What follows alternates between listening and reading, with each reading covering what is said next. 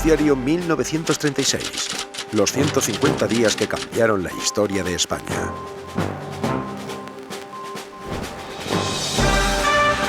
Noticiario independiente de la tarde.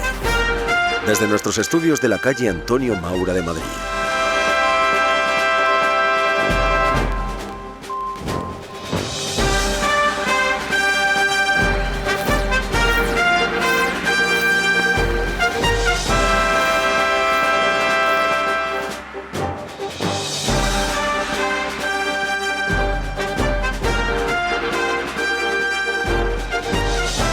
Muy bienvenidos, queridos radioyentes de Radio Universal, a nuestro boletín informativo del 27 de mayo de 1936. Vamos a iniciarlo, como hacemos siempre, con nuestro editorial, nuestra línea editorial. La reforma agraria, que mejor podríamos llamar en buena medida la ocupación ilegal de fincas ante la pasividad, cuando no el aliento del gobierno, nos trae un capítulo increíble más. En el Parlamento tuvo lugar en la tarde de ayer la continuación de la discusión del proyecto de ley sobre revisión de desahucios de fincas rústicas. La mayoría de los diputados no aceptó ni una sola enmienda en el proyecto de ley, hasta tal punto que el diputado Daza, autor de varias de estas enmiendas, anunció que retiraba todas las que quedaban por discutir y se ausentó del salón de sesiones. En cambio, el socialista Galarza tuvo la satisfacción de ver que se aceptaba una propuesta suya que tendía a agravar la situación.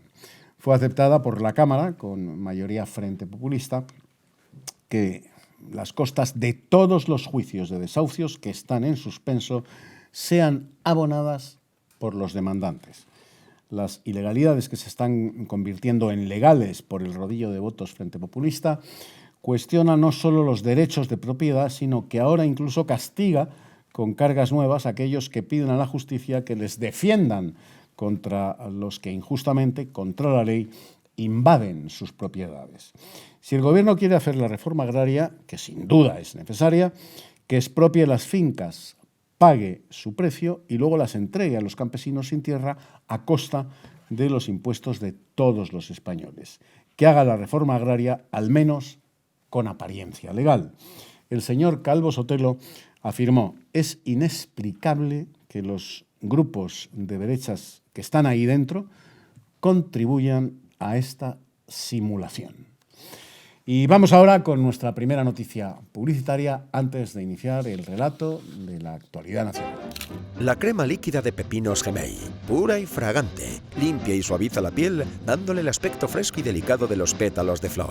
Es buenísima para conservar las manos finas y expresivas y como toque final, no olvide los exquisitos polvos Gemei. En cuanto a la información nacional, tenemos que destacar en nuestro boletín, aquí en Radio Universal, que en Cataluña el presidente de la Generalitat anunciaba ayer el nuevo gobierno que seguirá vinculado a Esquerra Republicana y presidido por el señor Lluís Companys y que contará con nuevas incorporaciones de técnicos no vinculados a ningún partido. Continúa la implantación del laicismo en toda España. Cesan las Hermanas de la Caridad en Albacete y se crean 18 escuelas nuevas en Teruel para sustituir la enseñanza religiosa. En Madrid, anoche, los obreros afiliados a la CNT se declararon en huelga con motivo de los antagonismos existentes entre obreros y patronos. La UGT de Madrid ha circulado una orden a sus afiliados para que secunden la huelga de camareros que ha decretado la Central Sindical Anarcosindicalista. Ha sido incendiada la iglesia de la Santísima Trinidad en Villena, en Alicante. El convento se hallaba, gracias a Dios, desocupado. Y en cuanto a la información internacional, tenemos que destacar que en Bélgica las elecciones senatoriales confirman la orientación de muchos de los electores hacia las fuerzas antidemocráticas. Fascistas, nacionalistas, comunistas y rexistas han obtenido grandes apoyos. Y desde París, Hugo Eberlein, el soviético que fuera detenido en septiembre por espía, fue condenado ayer a 10 meses de prisión por uso de un falso pasaporte y no por espionaje. Eberlein, miembro del Comité Ejecutivo de la Tercera Internacional, era el que inspeccionaba y retribuía en Francia tanto la propaganda comunista como los agentes y servicios de espionaje ruso y más tarde se descubrió que era delegado de la Comisión de Control del Comintern, la Internacional Comunista. En cuanto a los deportes, nuestros compañeros de redacción nos alcanzan, como siempre, la última hora. En las pistas de Roland Garros, en París, continúa el campeonato de tenis. En la semifinal, doble de caballeros, Tussey Hughes vencieron a Perry Austin en 4 de los 5 sets jugados, llevándose así la victoria. Y hasta aquí nuestro boletín informativo correspondiente al día de hoy, que vamos a despedir, como hacemos todos los días, con una buena melodía musical de nuestra selección. Muchísimas gracias, amigos, por su atención y hasta mañana. Con un clavel grana sangrando en la boca, con una varita de mimbre en las manos, por una vereda que lleva hasta el río, iba Antonio Vargas, Heredia gitano. Pues bienvenidos al 27 de mayo de 2019. Acabamos de estar, hemos atravesado la dimensión tiempo una vez más, acabamos de estar en el 27 de mayo de 1936. Y para explicarnos todo lo que ese día aconteció, para pues darnos una visión de conjunto que nos permita entender por qué pasaron las cosas, vuelve a estar con nosotros Alberto Bárcena, historiador, profesor de historia y escritor, profesor de la CEU San Pablo, de la Universidad CEU San Pablo. Muy bienvenido nuevamente, Alberto. Vamos a ver, ¿por qué el Parlamento, lo hemos comentado en el noticiario en 1936, el Parlamento quiere que los propietarios paguen las costas de los juicios contra aquellos que ocupan ilegalmente sus propiedades? ¿Esto era legal? Y lo que es más importante, ¿era justo? Pues claro, porque ellos tenían en marcha una reforma agraria que fue un fracaso estrepitoso, y al calor de la reforma agraria eso ya empezó a pasar en el 31. En el 31. O sea, que nada más proclamarse la República. Nada más llegar, ya en el verano del 31 están las ocupaciones de cortijos en Córdoba, donde los alcaldes del PSOE, mayoritariamente, la mayor parte eran alcaldes del PSOE, organizan las ocupaciones y el reparto del botín después en el ayuntamiento, de todo lo de valor que hubieran sacado de la finca. O sea que aquello... No, en la sierra, no, en el ayuntamiento. En el ayuntamiento se reparten las cosas discrecionalmente, ¿no? Y lo de valor incluye todo. O sea, lo que hubiera en graneros y cuadras, más lo que hubiera de valor en las casas, directamente. Con el argumento de que, bueno, como va a haber reforma agraria, vamos a empezar ya a ponerlo en práctica. Ocupamos las tierras y nos repartimos lo que haya en ellas. O sea que la ocupación de fincas, Alberto, perdona que te haga este subrayado porque me parece muy importante de cara a la audiencia, la ocupación de las fincas, además de ocupar ilegalmente una propiedad privada, incluía el pillaje y el saqueo de la casa, de la casa de los propietarios. Lo que hubiese en ella. O sea, abrir los cajones de las cómodas y sacar las cuadras, todo digo, y los graneros y todo lo que hubiese allí. Porque eso era del pueblo y para eso estaba la reforma agraria, que fue una cosa complejísima, que fracasó con un instituto de la reforma agraria verdaderamente demencial y una burocracia terrible, y al final, bueno, el fracaso fue absoluto. Además consiguieron instalar a una mínima parte de campesinos, de la enorme cantidad de miles de personas que iban a instalar, fueron muy pocas y algunos hasta se fueron de lo que les habían adjudicado, porque eran terrenos prácticamente estériles que no les daban ni para vivir. O sea que tanto pensar a quién le daban el qué, lo que hicieron fue conseguir que aquellas fincas, sobre todo divididas, fueran insostenibles y además no facilitaran ni el mantenimiento de una familia. Bueno, pues eso empezó en el 31, es una medida muy demagógica y es muy bueno, como cuenta Miguel Maura en sus memorias, que cuando había problemas en el campo él hablaba con su colega Largo Caballero y le decía que por favor frena la actividad de tus gentes aquí en esta zona, y se frenaba. Y se frenaba. O sea que tenían el control desde el gobierno, sí querían. Claro. O sea que ya había una clara dicotomía entre las dos izquierdas, empezaban a separarse. Aunque luego se unirán en el Frente Popular de nuevo, ¿no? Pero claro, no tenían el mismo proyecto. En España, Alberto, se estaba estableciendo el laicismo o triunfaba el anticlericalismo y la persecución contra los católicos.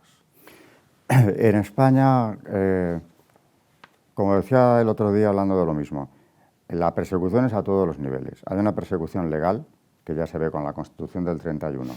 En octubre, cuando se conocen los textos relativos, los artículos relativos a la religión, dimiten los dos católicos entrecomillado, que había en aquel gobierno provisional, etcétera, ¿no? Niceto Alcalá Zamora, que vuelve corriendo, y Miguel Maura, que dice que él no puede seguir ahí después de semejante ataque frontal a la Iglesia. A la ¿no? Iglesia Católica. La Iglesia, que ha sido posibilista hasta entonces, empieza a ver que la cuestión es complicada y ya se habían tragado sin mayores aspavientos la quema de conventos, que eso es en mayo, no llevaban un mes, la expulsión de 2 obispos, entre ellos el primado de España, y otras medidas ya claramente anticlericales. Quema de conventos no solo en Madrid, sino también en otros sitios, ¿no? En Málaga fue peor todavía. Sí. Pero ya en el 33, con la ley de congregaciones religiosas, que es cuando sacan a la Iglesia de cualquier actividad, y además le incautan todos sus bienes, porque les dejan la posesión, bueno, el precario, diríamos, ¿no? Sí. Pero todo lo que sean edificios, seminarios, templos, etcétera, etcétera, ya son del Estado. Y lo que hay dentro también. Y ellos no pueden desempeñar ninguna actividad lucrativa, digamos, ni siquiera con sus huertos, porque también son del Estado. O sea, que es condenar a muerte a la Iglesia porque le han quitado el presupuesto de culto y clero, si ellos no pueden tampoco desempeñar ninguna actividad, claro. Pero sobre todo esto tenía 2 objetivos: acabar con la Iglesia a medio plazo por consunción, tendrían que vivir de la caridad de los fieles y punto, y por otro lado, inmediatamente cortar su actividad en la educación, que era lo que más les preocupaba, asumiendo la responsabilidad de crear 5.000 escuelas nuevas en cuestión de meses para el próximo curso, cosa que no hicieron. O sea que la persecución es legal y luego también es callejera, violenta, con incendios y asaltos. Eso todos los días se producía. Sí, todos los días desde el mismo 1931, desde el 31. Abril del 31. Y va a ir a más, con el Frente Popular más, pero vamos, esa persecución es crónica durante toda la República. Hemos hablado, Alberto Bárcena, en el informativo, de la Tercera Internacional. ¿Qué era la Tercera Internacional? Esa es la comunista, la Internacional Comunista, que ya la había creado Lenin en el año 19.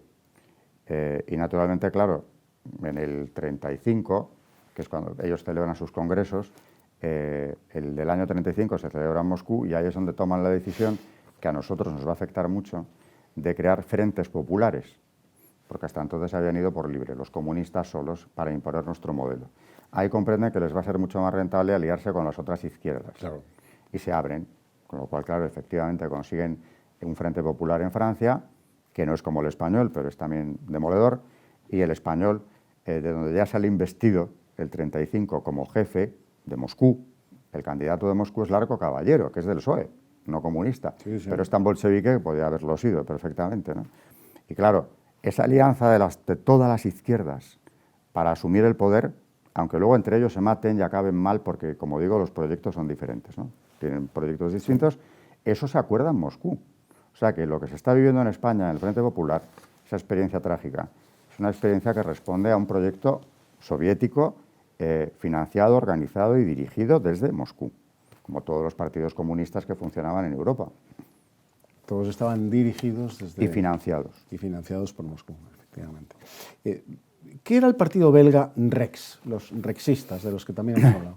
Eso es un partido católico, que nace precisamente como una escisión del partido católico. Porque el partido rexista, el nombre viene de Christus Rex, Cristo Rey.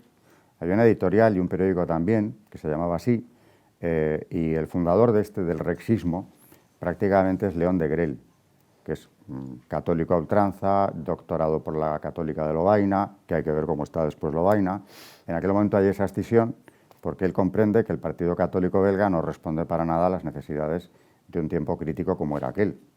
Él viene de México, donde ha cubierto la guerra cristera, muy impresionado por la persecución que allí ve y por el grito de Viva Cristo Rey de los cristeros, y funda Rex. Con lo cual es un movimiento que nace como movimiento católico escindido, porque el Partido Católico está apoyado por la jerarquía belga,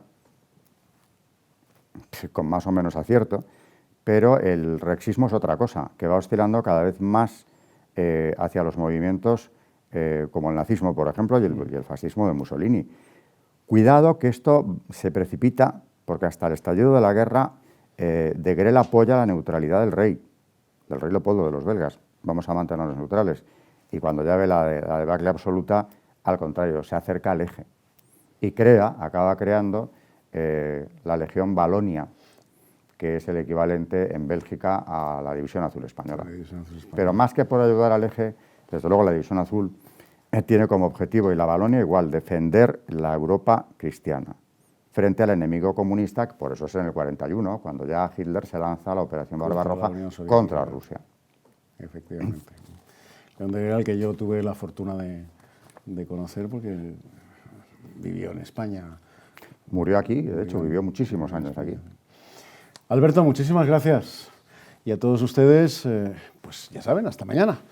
Nuevamente en Noticiario 1936. Gracias, amigos, por su atención. Adiós.